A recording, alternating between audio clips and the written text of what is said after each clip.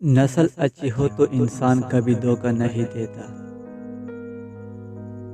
دل بھرنے کی دیر ہے، بس بہانے مل ہی جاتے ہیں۔ شرط لگی تھی دنیا کو ایک لفظ میں لکھنے کی، لوگ کتابیں ڈھونڈتے رہے، میں نے ماں لکھ دیا۔ جب میں نے دیکھ لیا کہ سب رشتہ دار غرض سے وابستہ ہے، تو مجھے اپنے رب کی طرف پلٹنے میں آسانی ہو گئی۔ زندگی بہت میٹھی ہے اگر آپ اس میں اپنی زبان کا زہر شامل نہ کریں۔ میں جو مل جاتا ہوں آسانی سے، لوگ سمجھتے ہیں بیکار ہوں میں، بے حسی کہہ لے یا نہ قدری، مگر انسان نے ہمیشہ اپنے خیر خواہ کو اس کے چلے جانے کے بعد پہچانا ہے۔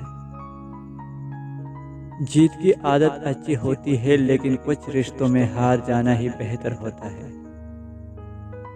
کسی کی تلاش میں مت نکلو، لوگ گم نہیں ہوتے، بدل جاتے ہیں۔ اگر سامنے والا انسان آپ کو اگنور کرنے لگ گیا ہے، اسے اپنی غلطی کا احساس تک نہیں ہوتا، آپ کو نظر انداز کرنا شروع کر دیتا ہے، مرضی سے چند منٹ وقت کی بھیک دینے لگ جاتا ہے، تو سمجھ جاؤ وہ آپ کو احساس دلانے کی کوشش کر رہا ہے کہ اس کی زندگی میں اب آپ کی کوئی جگہ نہیں، آپ کے ہونے نہ ہونے سے اب اسے کوئی فرق نہیں پڑتا۔ لہٰذا اپنی ذات کے ٹکڑے سمیٹو اور اس کی زندگی سے ہمیشہ کے لیے نکل جاؤ۔ خاموشی سے کنارہ کر لو، مزید احساس مت دلاؤ۔ جتنا زیادہ سوچو گے اتنا زیادہ اذیت میں رہو گے، یا تو اپنے آپ کو مضبوط کر لو یا مصروف کر لو۔